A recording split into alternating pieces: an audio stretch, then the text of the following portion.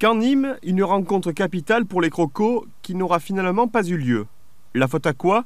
À un nuage de brouillard enveloppant les airs de la cité normande et convainquant le pilote de l'avion privé du Nîmes Olympique de retarder de 7 heures le départ du vol pour Caen pour finalement atterrir à Beauvais peu avant 18 heures.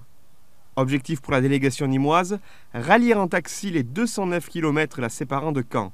Une mission impossible qui allait conduire à l'ajournement de la rencontre. Nous sommes présentés à 8h15 à l'aéroport pour un embarquement et un départ à 8h45. Et là, on nous a signifié qu'il n'y avait pas d'aéroport à Caen, mais également dans toute la région qui pouvait nous accueillir pour des raisons de pollution et de brouillard. Une rareté devant laquelle les deux clubs concernés affichent des positions opposées.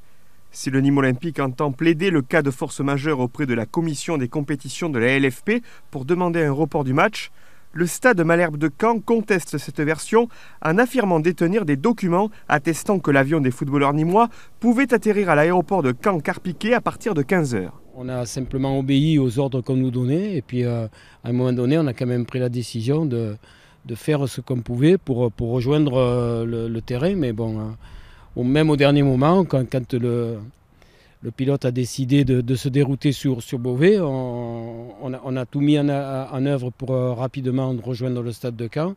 Un cas sensible dont se seraient bien passés les Nîmois à la lutte pour le maintien est désormais sous la menace d'une défaite 3-0 sur tapis vert, comme celle qu'avait subie le Havre en avril 2010 lors de l'éruption du volcan islandais et dont le nuage de fumée avait empêché l'équipe de rallier Ajaccio.